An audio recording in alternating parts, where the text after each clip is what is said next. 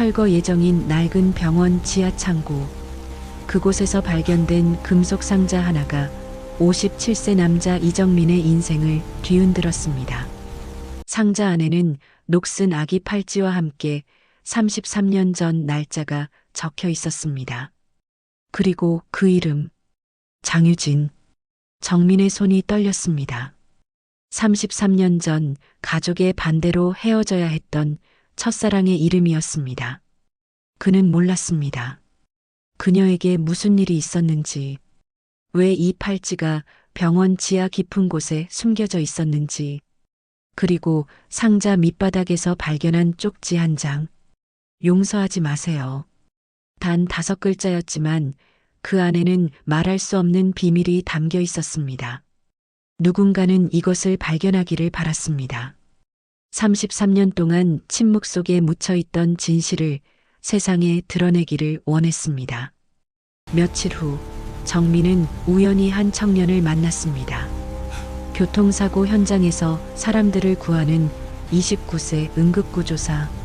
그의 눈빛이, 그의 미소가, 그의 모든 것이 33년 전 그 여인을 닮아 있었습니다. 저는 장유진의 조카입니다. 청년의 말에 정민의 심장이 멎는 듯 했습니다. 우연일까요? 운명일까요? 33년 전 사라진 사랑, 잠긴 문 뒤에 숨겨진 비밀, 그리고 지금 눈앞에 나타난 이 청년.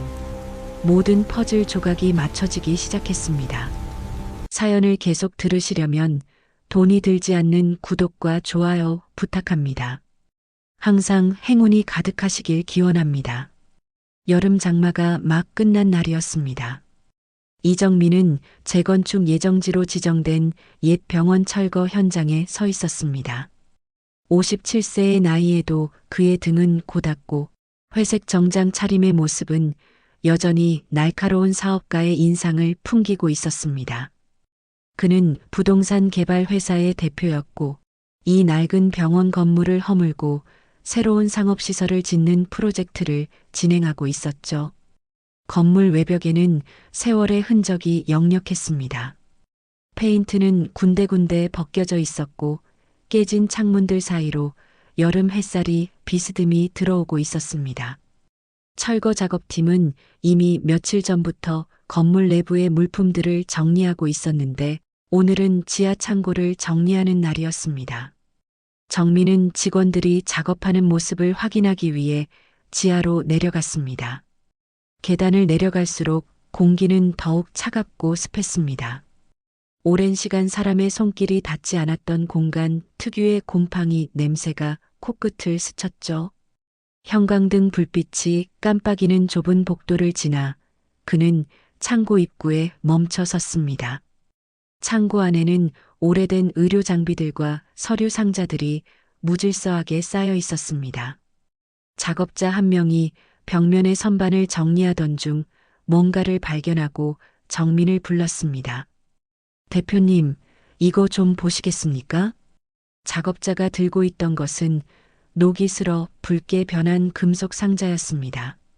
크기는 성인 남성의 손바닥 2개 정도였고 표면에는 흙먼지가 두껍게 쌓여 있었습니다. 상자는 선반 가장 안쪽 오래된 서류 더미 뒤에 숨겨져 있었던 것 같았습니다. 정민은 무심코 상자를 건네받았습니다. 손에 닿는 차가운 금속의 감촉이 묘하게 불편했습니다. 그는 천천히 뚜껑을 열었습니다. 삐걱거리는 소리와 함께 상자가 열리자 그 안에서 낡은 물건 2가지가 모습을 드러냈습니다. 첫 번째는 작은 아기 팔찌였습니다.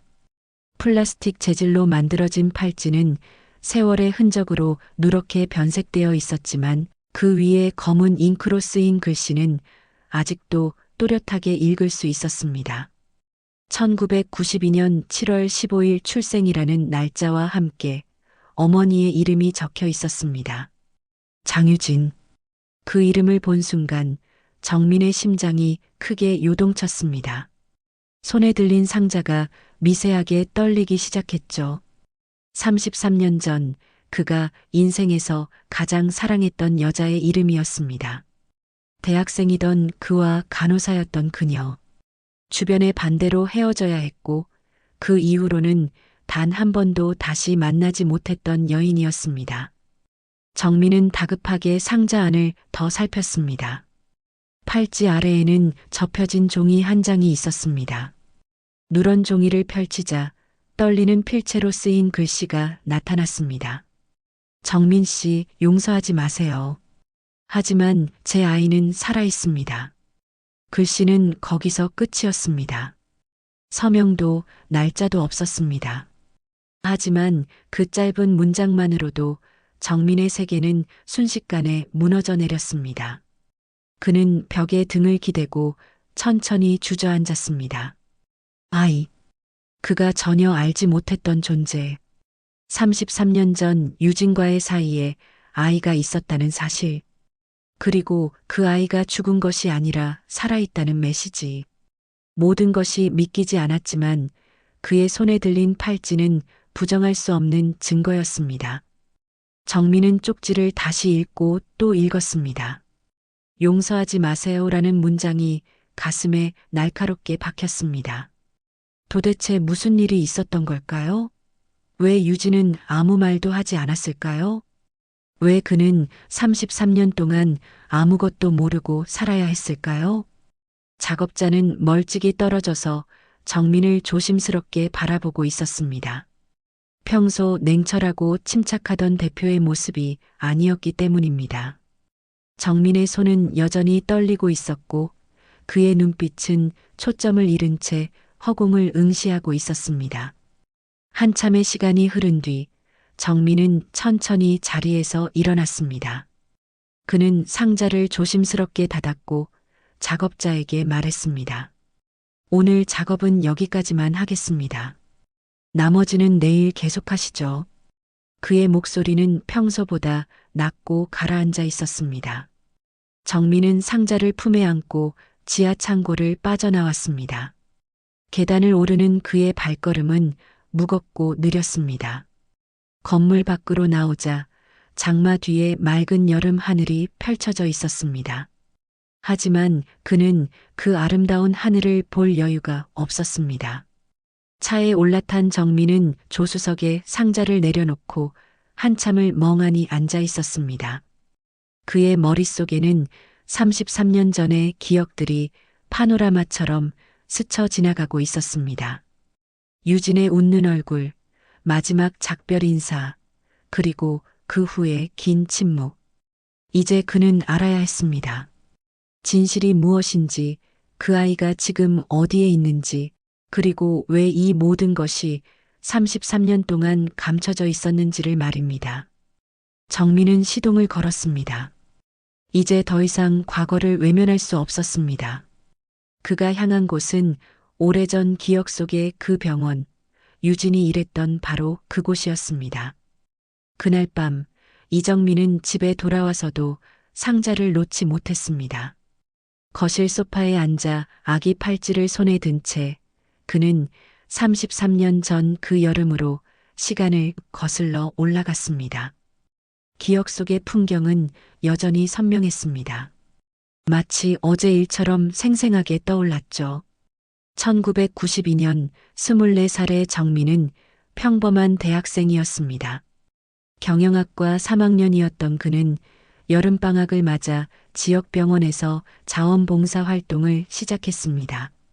아버지가 운영하는 작은 무역회사를 물려받을 예정이었지만 그때의 정민은 아직 사회가 무엇인지도 제대로 모르는 철없는 청년이었습니다. 봉사활동 첫날 그는 병원 복도에서 그녀를 만났습니다. 21살의 장유진. 각 간호사 시험에 합격해 병원에서 일하기 시작한 지 얼마 되지 않은 신입 간호사였습니다. 하얀 간호복을 입은 그녀의 모습은 정민의 눈에 유난히 밝게 빛났습니다. 단정하게 묶은 머리, 환자들을 대하는 부드러운 미소, 그리고 일에 임하는 성실한 태도까지 정민은 첫눈에 그녀에게 마음을 빼앗겼습니다. 처음에는 짧은 인사만 나누던 두 사람이었습니다. 복도에서 마주치면 고개를 끄덕이거나 환자 심부름을 도와주며 간단한 감사 인사를 주고받는 정도였죠. 하지만 시간이 지나면서 그들의 대화는 조금씩 길어졌습니다. 점심시간에 병원 뒤편 정원에서 우연히 마주치는 일이 잦아졌습니다. 유진은 그곳에서 도시락을 먹곤 했는데 어느 날부터 정민도 그 시간에 그곳을 찾기 시작했습니다. 벤치에 나란히 앉아 도시락을 먹으며 두 사람은 조금씩 서로를 알아가기 시작했습니다. 유진은 병원장의 딸이었습니다. 하지만 그녀는 그 사실을 정민에게 숨기고 있었습니다. 아버지의 그늘 아래가 아닌 자신의 힘으로 인정받고 싶었기 때문이었죠. 정민 역시 자신의 집안 이야기를 크게 하지 않았습니다. 평범한 대학생으로 평범한 만남을 원했던 것입니다. 그렇게 여름은 깊어갔습니다. 두 사람은 퇴근 후 함께 걷거나 주말이면 영화를 보러 가기도 했습니다.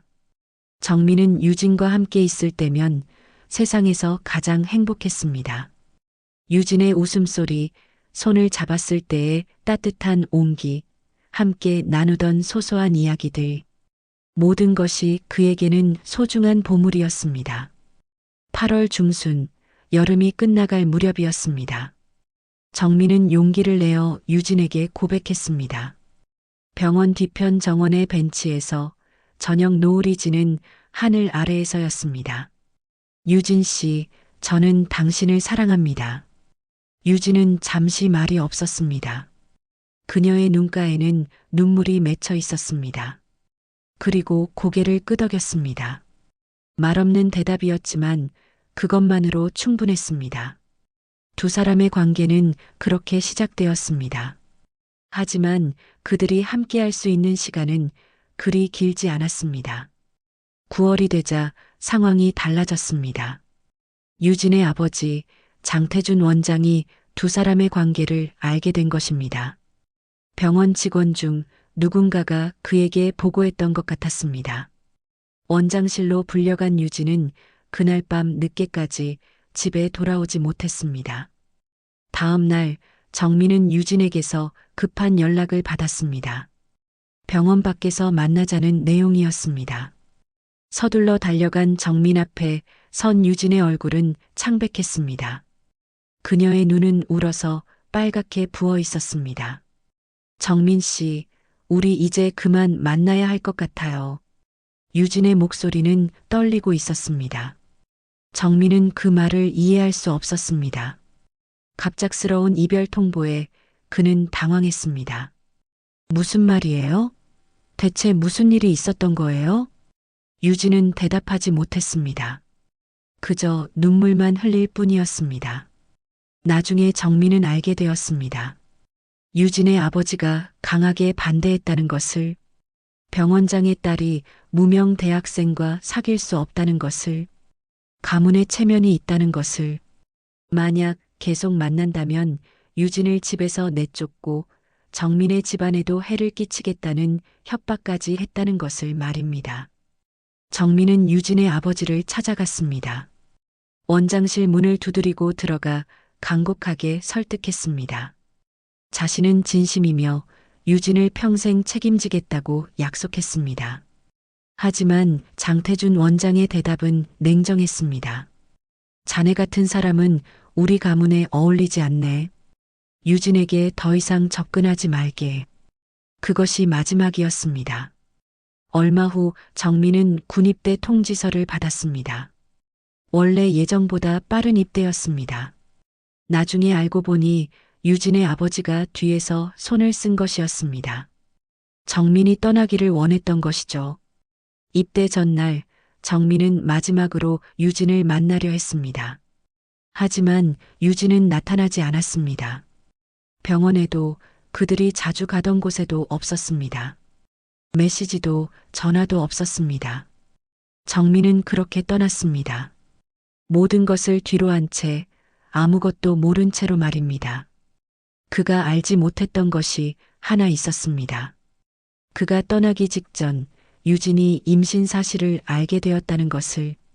하지만 그녀는 그 사실을 정민에게 말하지 못했습니다. 말할 수도 없었습니다. 아버지가 정민의 가족에게까지 해를 끼치겠다고 협박했기 때문입니다. 그렇게 33년의 세월이 흘렀습니다. 정민은 손에 든 팔찌를 꽉 쥐었습니다. 만약 그때 알았더라면, 만약 유진이 말해줬더라면 모든 것이 달라졌을 텐데. 하지만 이제 와서 후회해도 소용없었습니다. 중요한 것은 지금이었습니다. 그 아이가 어디에 있는지, 그리고 왜 33년 동안 이 모든 것이 숨겨져 있었는지를 밝혀내야 했습니다. 1992년 7월 15일 새벽 3시, 장유진은 극심한 진통 속에서 병원 분만실로 급히 옮겨졌습니다. 그날은 예정일보다 이틀 빠른 날이었습니다. 유진은 혼자였습니다. 곁에는 아무도 없었습니다. 정민은 이미 군대에 있었고 가족들은 그녀를 외면하고 있었습니다. 아버지인 장태준 원장은 딸의 임신을 가문의 수치로 여겼고 출산 전까지 유진을 집안에 가두다시피 했습니다. 진통이 시작된 것은 밤 10일시경이었습니다. 처음에는 참을만 했지만 시간이 지날수록 통증은 견딜 수 없을 만큼 강렬해졌습니다. 유진은 비명을 참으며 혼자 진통을 견뎠습니다.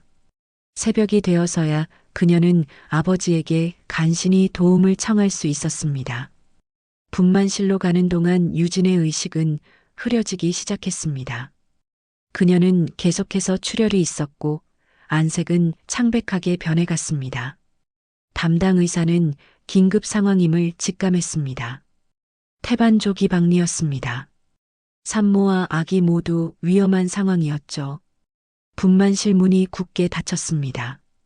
그 안에서 무슨 일이 벌어지고 있는지 복도에서 기다리던 장태준 원장조차 정확히 알 수 없었습니다. 다만 의료진의 급박한 목소리와 기계음만이 문틈으로 새어나왔습니다. 새벽 4시 27분, 아기가 태어났습니다. 남자아이였습니다. 하지만 첫 울음은 들리지 않았습니다. 아기는 숨을 쉬지 않고 있었습니다. 의료진은 즉시 심폐소생술을 시작했습니다. 긴박한 순간이 이어졌고 다행히 몇 분 후 아기는 작은 울음소리를 냈습니다. 생명의 신호였습니다. 하지만 유진은 그 울음소리를 듣지 못했습니다. 출혈이 멈추지 않았던 것입니다. 그녀는 의식을 잃은 상태였고 의료진은 급히 지혈 조치를 취했습니다. 수혈이 시작되었고 응급처치가 이어졌습니다. 분만실은 전쟁터 같았습니다. 1시간여의 사투 끝에 유진의 상태는 안정되었습니다. 하지만 그녀는 여전히 의식을 회복하지 못한 채 깊은 잠에 빠져 있었습니다. 심한 출혈과 쇼크로 인한 것이었습니다. 새벽 6시 해가 떠오를 무렵이었습니다. 장태준 원장은 갓 태어난 손자를 신생아실에서 내려다보았습니다. 작은 인큐베이터 안에서 아기는 조용히 숨을 쉬고 있었습니다. 연약한 생명이었습니다. 하지만 원장의 눈빛에는 따뜻함이 없었습니다. 그의 머릿속에는 오직 한 가지 생각만이 맴돌고 있었습니다. 체면, 가문의 명예, 병원장으로서의 위신, 미혼모가 된 딸과 아버지도 없는 아이. 이것이 세상에 알려지는 것을 그는 결코 용납할 수 없었습니다. 그는 오랜 시간 고민했습니다. 그리고 마침내 결정을 내렸습니다. 냉혹하고 비정한 결정이었습니다. 그는 병원 행정실장인 최강수를 불렀습니다. 최강수는 원장과 20년 넘게 함께 일해온 측근이었습니다.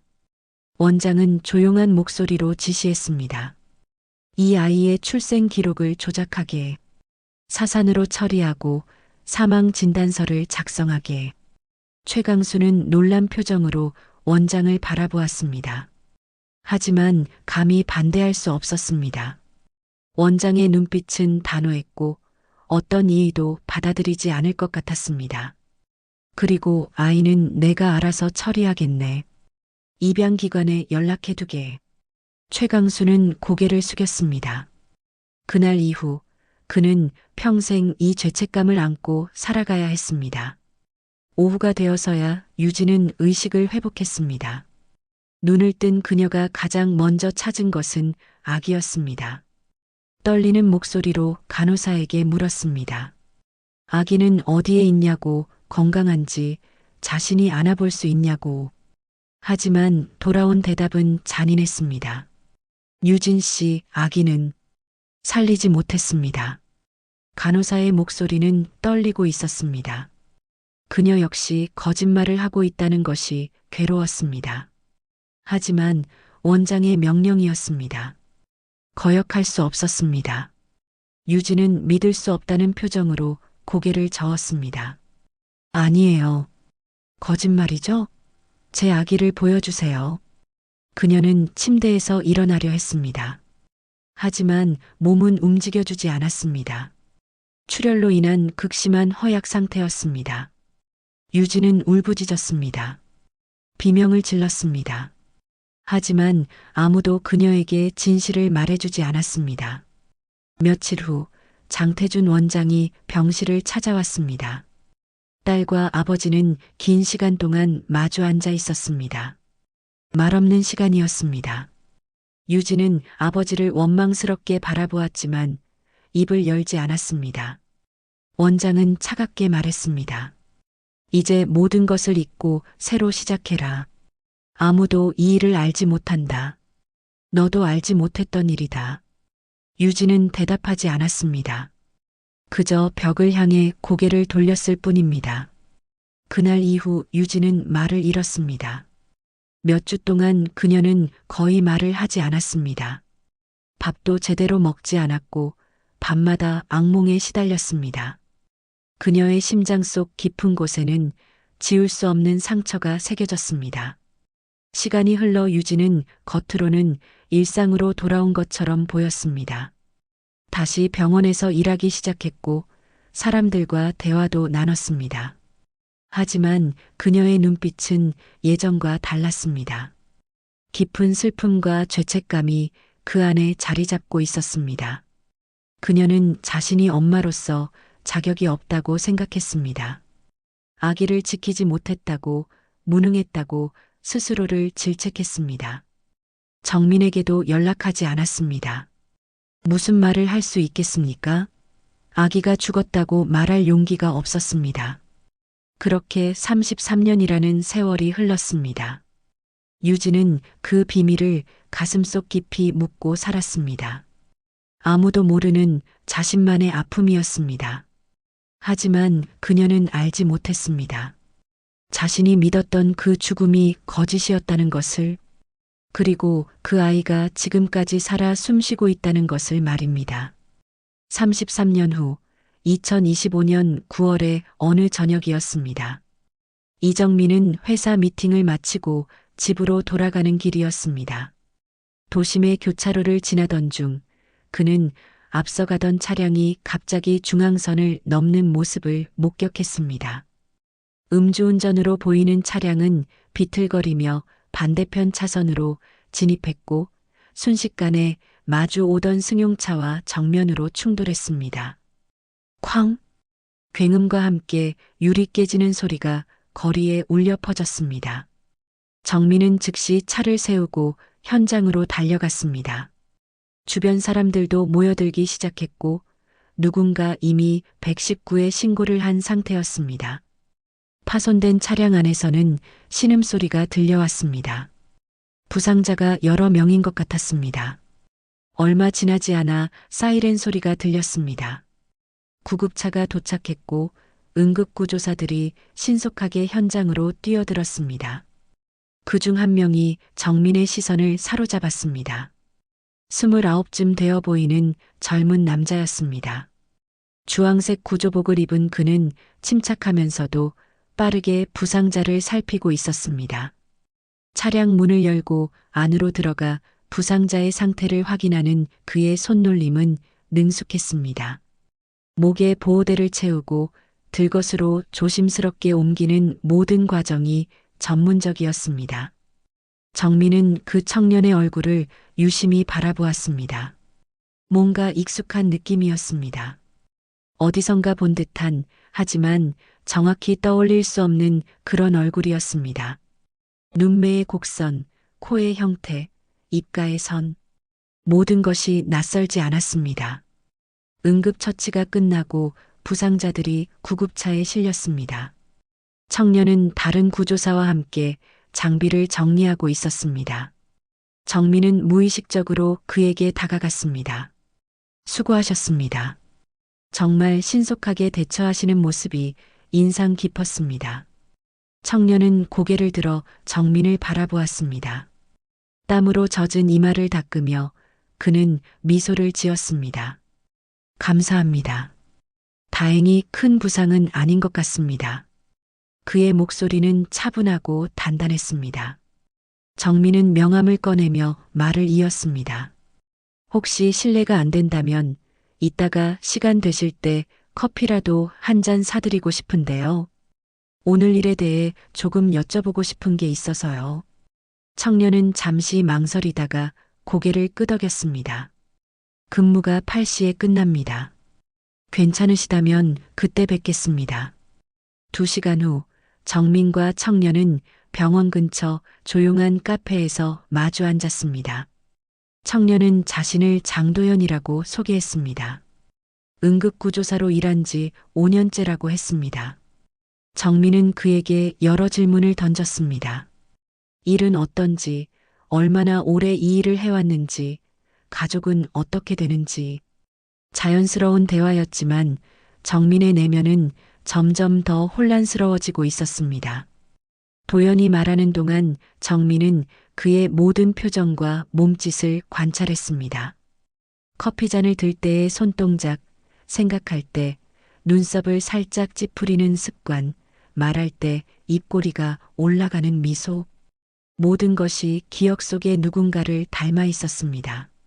장유진. 33년 전 그가 사랑했던 여인의 모습이었습니다. 가족은 어떻게 되시나요? 정민의 질문에 도연은 잠시 멈칫했습니다. 부모님은 일찍 돌아가셨습니다. 고아원에서 자랐고요.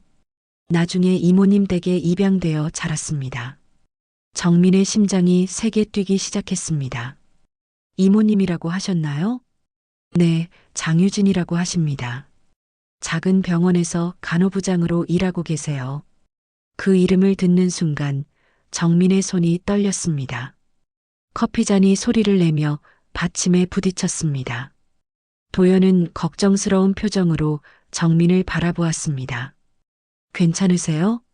정민은 애써 침착함을 유지하려 했습니다. 아, 네.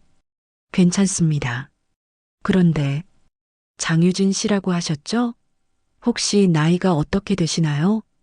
54입니다. 왜 그러시는지. 도연의 말이 끝나기도 전에 정민은 깨달았습니다. 모든 퍼즐 조각이 맞춰지는 순간이었습니다. 지하 창고에서 발견한 상자, 그 안에 아기 팔찌, 아이는 살아있습니다라는 쪽지, 그리고 지금 눈앞에 앉아있는 이 청년. 1992년 7월 15일 생이라고 팔찌에 적혀 있었습니다. 지금으로부터 33년 전입니다. 그렇다면 이 청년의 나이는 29. 도연이 말한 나이와 정확히 일치했습니다. 정민은 조심스럽게 물었습니다. 도연 씨, 실례지만 생일이 언제인가요? 7월 15일입니다. 그런데 왜 그러시는 거예요?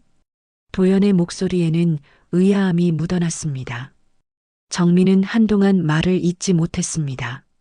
가슴속에서 무언가가 폭발할 것 같았습니다. 33년 동안 존재조차 몰랐던 아이, 죽었다고 믿었던 생명, 그 아이가 지금 자신의 눈앞에 살아 숨쉬며 앉아 있는 것이었습니다. 도연은 점점 더 불안한 표정을 지었습니다. 정민의 태도가 평범하지 않았기 때문입니다. 저를 왜 이렇게 자세히 물어보시는 건가요? 혹시 저를 아시는 분이신가요? 정민은 천천히 고개를 저었습니다. 아직 확신할 수 없었습니다. 더 많은 증거가 필요했습니다. 그리고 무엇보다 유진을 만나야 했습니다. 직접 그녀에게 진실을 확인해야 했습니다. 아니요. 그냥 우연히 비슷한 사람을 알고 있어서요. 죄송합니다. 너무 많은 걸 물어본 것 같네요.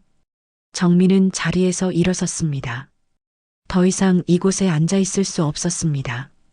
머릿속이 복잡했고 심장은 미친 듯이 뛰고 있었습니다. 오늘 수고 많으셨습니다.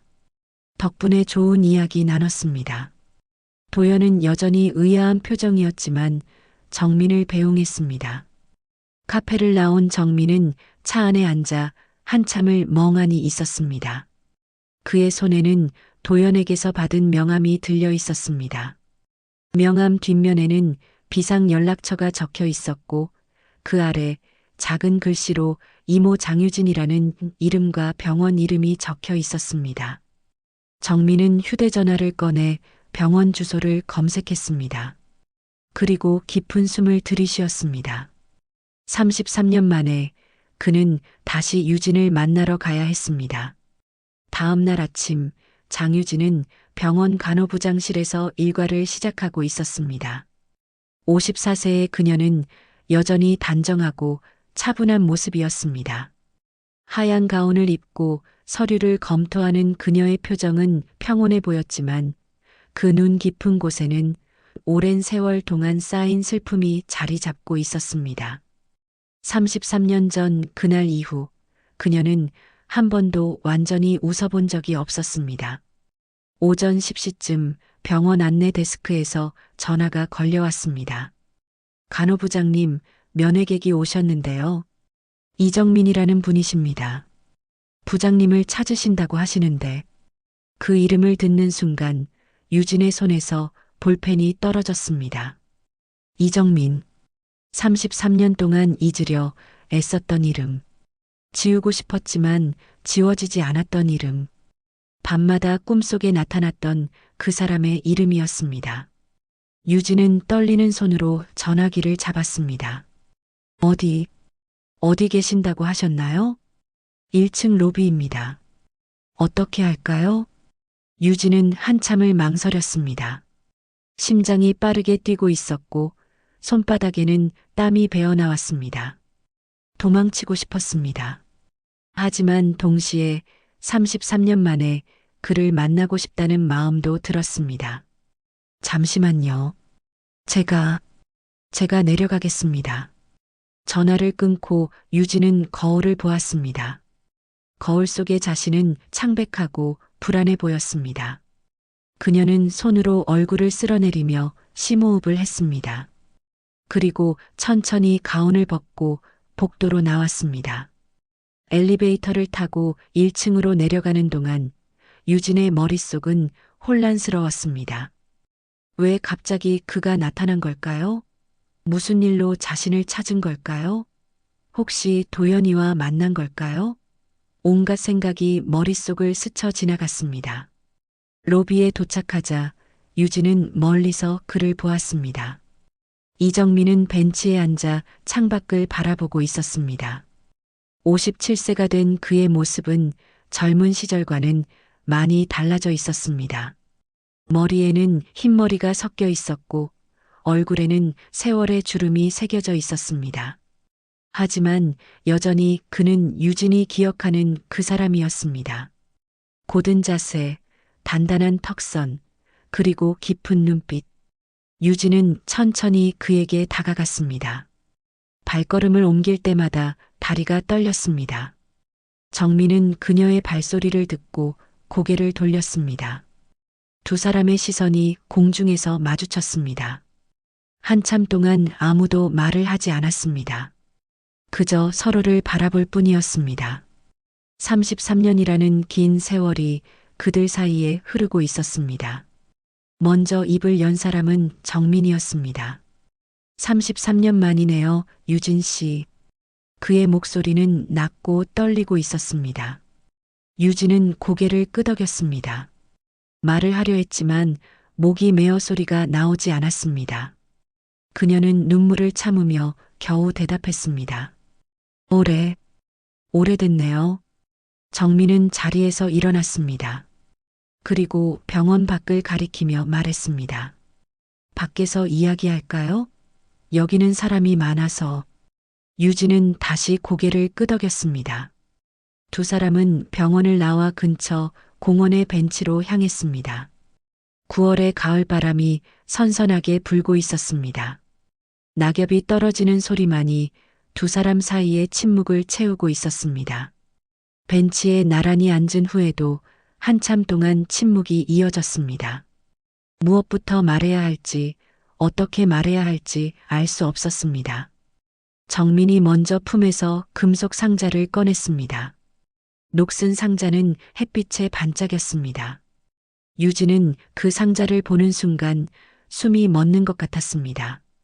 이게 뭔가요? 유진의 목소리는 떨리고 있었습니다. 재건축 현장에서 발견했어요. 그 병원이요. 유진 씨 아버지가 원장으로 계셨던 바로 그 병원. 정민은 천천히 상자를 열었습니다. 그리고 그 안에 아기 팔찌를 꺼내 유진에게 보여주었습니다. 유진은 팔찌를 보는 순간 손으로 입을 막았습니다. 눈물이 주르르 흘러내렸습니다. 그녀는 그것을 알아보았습니다. 33년 전 그날 아기가 태어났을 때 채워졌던 바로 그 팔찌였습니다. 비록 직접 보지는 못했지만 나중에 간호사에게 들었던 그 팔찌였습니다.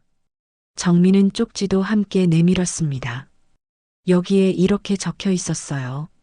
정민 씨, 용서하지 마세요. 하지만 제 아이는 살아있습니다라고요. 유진은 쪽지를 받아들었습니다. 떨리는 손으로 글씨를 읽었습니다. 그리고 고개를 저었습니다. 이해가 안 돼요. 아기는 죽었다고 들었어요. 제가 출산 후 깨어났을 때 간호사가 그렇게 말했어요. 살리지 못했다고. 정민은 그녀의 손을 잡았습니다. 차갑게 식어 있는 그녀의 손을 따뜻하게 감싸주었습니다. 유진 씨, 그건 거짓말이었을지도 몰라요. 이 팔찌가 증거예요. 그리고 정민은 잠시 말을 멈췄습니다. 그리고 조심스럽게 이어갔습니다. 며칠 전에 한 청년을 만났어요. 응급구조사인데 이름이 장도연이라고 했어요. 유진 씨의 조카로 자랐다고 하더군요. 유진의 눈이 커졌습니다. 도연이를요? 도연이를 만나셨다고요? 네. 그런데 그 청년이요. 유진 씨를 너무 많이 닮았어요. 얼굴도 표정도 말투까지도. 그리고 생일이 1992년 7월 15일이라고 했어요. 유진은 숨이 막히는 것 같았습니다. 1992년 7월 15일. 그녀가 아기를 낳았던 바로 그날이었습니다. 손이 부들부들 떨렸고 심장은 터질 것처럼 뛰었습니다. 그럼 도연이가, 설마 도연이가, 말을 잇지 못하는 유진을 보며 정민은 조용히 말했습니다. 확신할 수는 없어요. 하지만 모든 것이 일치해요. 날짜도 나이도 그리고 당신 아버지가 남긴 이 흔적까지도. 유진 씨, 우리 아이는 죽지 않았어요. 어떤 이유에서인지 입양된 거예요. 그리고 지금 당신의 조카로 살고 있는 거예요. 유진은 얼굴을 두 손으로 감싸고 울기 시작했습니다. 33년 동안 참아왔던 모든 슬픔과 고통이 한꺼번에 쏟아져 나왔습니다. 정민은 그녀의 어깨를 감싸며 함께 눈물을 흘렸습니다.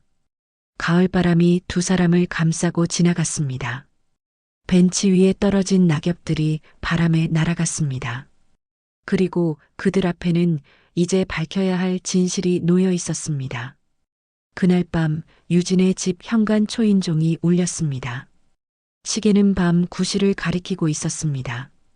유진은 거실 소파에 앉아 멍하니 있다가 천천히 일어났습니다. 정민과의 만남 이후 그녀는 아무것도 할 수 없었습니다. 밥도 먹지 못했고 일도 손에 잡히지 않아 일찍 퇴근했습니다. 머릿속에는 오직 한 가지 생각만이 맴돌고 있었습니다. 도연이가 자신의 아들일지도 모른다는 것. 문을 열자 낯선 노인 한 명이 서 있었습니다. 70대쯤 되어 보이는 그 남자는 마른 체격에 구부정한 자세로 서 있었습니다. 얼굴에는 깊은 주름이 패여 있었고 눈빛에는 무거운 죄책감이 어려 있었습니다. 누구세요? 유진의 목소리는 조심스러웠습니다. 노인은 잠시 망설이다가 천천히 입을 열었습니다. 저는 최강수라고 합니다. 오래전에 장태준 원장님 밑에서 행정실장으로 일했던 사람입니다. 그 이름을 듣는 순간 유진의 얼굴이 굳어졌습니다. 최강수, 아버지와 함께 오랜 시간 일했던 사람. 병원의 모든 행정 업무를 관장했던 인물이었습니다. 무슨 일로 이 시간에? 유진의 말이 끝나기도 전에 최강수는 깊게 고개를 숙였습니다. 죄송합니다. 정말 죄송합니다. 이젠 말씀드려야 할 것 같아서 찾아왔습니다. 그의 목소리는 떨리고 있었습니다. 유진은 그를 집 안으로 들였습니다. 두 사람은 거실 소파에 마주 앉았습니다. 최강수의 손은 계속해서 떨리고 있었고 그는 무릎 위에 올린 손을 꽉 쥐고 있었습니다. 33년 전 일에 대해서 말씀드리러 왔습니다. 최강수가 입을 열었습니다. 유진의 심장이 빠르게 뛰기 시작했습니다. 그녀는 숨을 죽이고 그의 말을 기다렸습니다. 1992년 7월 15일 부장님께서 아이를 출산하신 그날 밤 말입니다. 최강수는 잠시 말을 멈추고 눈을 감았습니다. 그리고 천천히 무거운 목소리로 이야기를 시작했습니다. 그날 새벽 아기가 태어난 직후였습니다. 최강수는 원장실에서 긴급 호출을 받았습니다. 서둘러 달려간 그는 신생아실 앞에서 장태준 원장을 만났습니다. 원장의 얼굴은 창백했고 눈빛은 차갑게 굳어 있었습니다. 원장은 최강수를 구석으로 데려가 낮은 목소리로 지시했습니다. 아기의 출생 기록을 조작하라고, 사산으로 처리하고 사망 진단서를 작성하라고, 그리고 아기는 원장이 직접 알아서 처리하겠다고 말했습니다. 최강수는 충격을 받았습니다. 살아있는 아기를 죽은 것으로 만들라는 명령이었습니다. 그는 반대했습니다. 이것은 범죄라고 할 수 없다고 말했습니다. 하지만 장태준 원장은 단호했습니다. 이것은 명령이라고, 만약 거부한다면 최강수의 가족에게도 불이익이 있을 거라고 협박했습니다. 당시 최강수에게는 대학에 다니는 두 자녀가 있었습니다. 그는 두려웠습니다. 결국 최강수는 따를 수밖에 없었습니다. 그날 밤 그는 서류를 조작했습니다. 출생 기록을 삭제하고 사산 기록을 만들었습니다. 사망 진단서에는 호흡 곤란으로 인한 신생아 사망이라고 적었습니다. 모두 거짓이었습니다. 아기는 며칠 후 은밀하게 병원을 떠났습니다. 장태준 원장이 직접 입양기관에 연락했고 아기는 신분이 지워진 채로 입양 절차를 밟았습니다. 원장은 모든 흔적을 철저히 지웠습니다. 하지만 최강수는 양심의 가책을 느꼈습니다. 그는 몰래 아기의 팔찌를 보관했습니다. 그리고 쪽지를 하나 남겼습니다. 정민 씨, 용서하지 마세요. 하지만 제 아이는 살아있습니다라고 적은 그 쪽지였습니다. 최강수는 그것을 금속 상자에 넣어 병원 지하 창고 깊숙한 곳에 숨겨두었습니다. 언젠가는 진실이 밝혀지기를, 그리고 그 아이가 부모를 찾을 수 있기를 바라는 마음에서였습니다. 그 후로 저는 평생 이 죄책감을 안고 살았습니다. 최강수의 목소리는 떨리고 있었습니다. 원장님께서 돌아가신 후에야 저는 조금씩 진실을 밝힐 용기를 냈습니다. 하지만 너무 많은 시간이 흘러버렸고 어디서부터 어떻게 시작해야 할지 알 수 없었습니다. 유진은 두 손으로 얼굴을 감쌌습니다. 눈물이 주르르 흘러내렸습니다. 아버지가 그렇게까지 냉혹한 사람이었다는 것을, 자신의 손자를 버렸다는 것을, 그리고 33년 동안 거짓말 속에서 살아야 했다는 것을 깨달았습니다. 그럼 제 아이는 어디로 간 건가요? 유진의 목소리는 간신히 나왔습니다. 최강수는 품에서 오래된 서류 봉투를 꺼냈습니다. 이것이 당시 입양 관련 서류 사본입니다. 제가 몰래 보관해 두었습니다. 원장님께서 직접 처리하셨지만 행정 기록은 제가 관리했기 때문에 복사본을 남겨둘 수 있었습니다. 유진은 떨리는 손으로 봉투를 받았습니다. 봉투를 열자 누렇게 바랜 서류 몇 장이 나왔습니다. 입양 신청서, 보호자 동의서, 그리고 입양 가정의 정보가 적힌 문서였습니다. 입양 가정의 이름이 적혀 있었습니다. 장명희, 유진의 사촌 언니였습니다. 하지만 입양 서류에는 조카가 아닌 고아원 출신 영아로 기록되어 있었습니다. 신분이 완전히 세탁된 것이었습니다. 사촌 언니가, 그럼 도연이가, 유진은 말을 잇지 못했습니다. 최강수가 고개를 끄덕였습니다. 네. 장도연 씨가 바로 부장님의 아들입니다. 원장님께서는 가문 안에서 키우되 진짜 신분은 숨기고 싶어 하셨던 것 같습니다. 그래서 사촌 댁으로 입양을 보내신 거죠. 모든 퍼즐이 맞춰지는 순간이었습니다. 유진은 29년 동안 조카로 알고 함께 살아온 도연이가 사실은 자신의 친아들이었다는 사실을 깨달았습니다. 그토록 가까이에 있었는데 매일 보면서도 알지 못했습니다. 그의 웃음을, 목소리를, 손길을 느끼면서도 그가 자신의 아들이라는 것을 몰랐습니다. 왜 이제야 말씀하시는 거죠? 유진의 목소리에는 원망이 섞여 있었습니다. 최강수는 깊이 고개를 숙였습니다. 죄송합니다. 원장님이 살아계실 때는 두려워서 말할 수 없었습니다.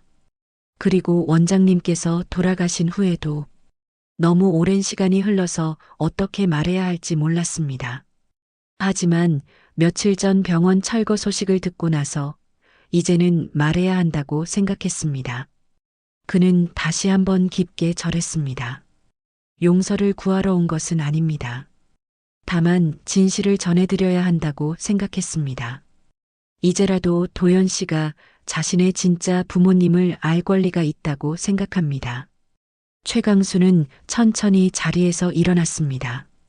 그는 현관으로 향하며 마지막으로 말했습니다. 부디 도연 씨에게 진실을 말씀해 주시기 바랍니다. 그리고 정말 죄송합니다. 문이 닫히고 유진은 혼자 남았습니다. 손에는 입양 서류가 들려 있었고 거실에는 그녀의 흐느끼는 소리만이 울려 퍼졌습니다. 33년간의 거짓이 마침내 무너진 순간이었습니다. 다음 날 오후 세 사람은 병원 옥상에서 만났습니다. 하늘은 맑고 청명했습니다. 가을 햇살이 따스하게 내리쬐고 있었고 바람은 부드럽게 불고 있었습니다. 하지만 옥상에 모인 세 사람의 마음은 그 어느 때보다 복잡하고 무거웠습니다. 이정민과 장유진은 먼저 도착해 벤치에 앉아 있었습니다. 두 사람은 말없이 손을 맞잡고 있었습니다. 33년 만에 다시 잡은 손이었습니다. 따뜻했지만 떨리고 있었습니다. 오후 2시 정각 엘리베이터 문이 열리고 장도연이 나타났습니다. 그는 어제 유진에게서 급한 연락을 받았습니다. 중요한 이야기가 있으니 병원 옥상으로 와달라는 내용이었습니다. 도연은 불안한 마음으로 밤을 지새웠습니다. 이모의 목소리가 평소와 달랐기 때문입니다. 떨리고 간절하고 무언가 절박한 느낌이 있었습니다. 옥상으로 올라온 도연은 벤치에 앉아 있는 두 사람을 발견했습니다. 그는 멈칫했습니다. 며칠 전 카페에서 만났던 그 남자, 이정민이 이모 옆에 앉아 있었던 것입니다. 이모, 이게 무슨... 도연이 당황한 목소리로 말했습니다. 유진은 천천히 자리에서 일어났습니다. 그녀의 눈은 이미 눈물로 붉게 부어 있었습니다. 밤새 울었던 흔적이 역력했습니다. 그녀는 도연에게 다가가 그의 손을 잡았습니다. 도연아, 앉아줄래?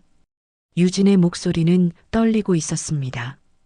도연은 어리둥절한 표정으로 벤치 맞은편에 앉았습니다. 세 사람은 삼각형 모양으로 마주보고 앉게 되었습니다. 침묵이 흘렀습니다. 누구도 쉽게 입을 열지 못했습니다. 먼저 말문을 연 사람은 정민이었습니다. 도연 씨, 제 소개를 제대로 하지 못했네요. 저는 이정민입니다. 그리고 그는 잠시 말을 멈추고 유진을 바라보았습니다. 유진은 고개를 끄덕였습니다. 계속하라는 의미였습니다. 그리고 저는 당신의 아버지입니다. 그 말이 떨어지는 순간 도연의 표정이 굳어졌습니다. 무슨 말씀이신지 이해가 안 되는데요. 도연의 목소리는 혼란스러웠습니다. 유진이 도연의 손을 더욱 꽉 잡았습니다. 그녀는 눈물을 흘리며 말했습니다. 도연아, 너는 내 조카가 아니야. 너는 내 아들이야. 도연은 멍하니 유진을 바라보았습니다. 그의 머릿속이 하얗게 변했습니다. 무슨 말인지 이해할 수 없었습니다. 29년 동안 자신을 키워준 이모가 사실은 친어머니라는 말. 믿기지 않았습니다. 이모, 농담이시죠? 도연의 목소리는 떨리고 있었습니다. 유진은 고개를 저었습니다. 그리고 품에서 서류 봉투를 꺼냈습니다. 최강수가 어젯밤 건네준 그 입양 서류였습니다. 도연은 떨리는 손으로 서류를 받았습니다. 서류를 펼쳐본 도연의 눈빛이 흔들렸습니다. 출생일 1992년 7월 15일. 생모 장유진. 입양 가정 장명희. 모든 기록이 거기 있었습니다. 자신이 알고 있던 모든 것이 거짓이었다는 증거였습니다. 정민이 천천히 이야기를 시작했습니다. 33년 전 여름의 사랑 이야기. 젊은 두 사람이 만나 사랑에 빠졌던 일. 하지만 유진의 아버지가 강하게 반대했고 두 사람이 헤어져야 했던 일. 그리고 정민이 군대에 간 사이 유진이 혼자 아이를 낳았던 일. 유진은 출산 후의 이야기를 이어받았습니다. 아기가 죽었다는 거짓말. 33년 동안 그 슬픔을 안고 살았던 일. 그리고 며칠 전에야 진실을 알게 된 일. 아버지가 아기를 입양 보냈고 도연이 바로 그 아기였다는 사실. 모든 이야기를 듣는 동안 도연은 한마디도 하지 못했습니다. 그의 눈에서는 눈물이 흘러내리고 있었습니다. 29년 동안 자신이 누구인지 몰랐던 것. 부모가 없다고 생각하며 살았던 것. 하지만 사실은 부모가 바로 곁에 있었다는 것. 긴 침묵 끝에 도연이 입을 열었습니다. 그럼 제가 어렸을 때 이모가, 아니 어머니가 저를 그렇게 아껴주셨던 건. 유진은 울먹이며 대답했습니다. 너를 보면 항상 마음이 아팠어. 너는 내가 잃어버렸다고 생각했던 아이와 너무 닮아 있었거든. 그래서 더 잘해주고 싶었고 더 사랑하고 싶었어. 하지만 정말로 내가 내 아들인 줄은 전혀 몰랐어. 도연은 천천히 자리에서 일어났습니다. 그리고 유진에게 다가가 그녀를 껴안았습니다. 유진은 아들의 품에서 목 놓아 울었습니다. 29년 동안 참아왔던 모든 감정이 한꺼번에 쏟아져 나왔습니다. 어머니. 도연은 반복해서 그 단어를 말했습니다. 평생 한 번도 불러보지 못했던 단어였습니다. 정민도 자리에서 일어났습니다. 그는 두 사람에게 다가가 그들을 감싸 안았습니다. 세 사람은 서로를 끌어안고 함께 울었습니다. 33년 동안 떨어져 있었던 가족이 비로소 하나가 되는 순간이었습니다. 하늘에서는 맑은 햇살이 내리쬐고 있었습니다.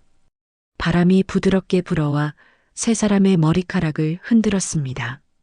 병원 옥상 난간 너머로 도시의 풍경이 펼쳐져 있었습니다. 사람들이 걸어 다니고 차들이 지나가고 삶은 계속되고 있었습니다. 도연은 정민을 바라보았습니다. 57세 남자의 얼굴에는 주름이 가득했지만 눈빛만큼은 따뜻했습니다.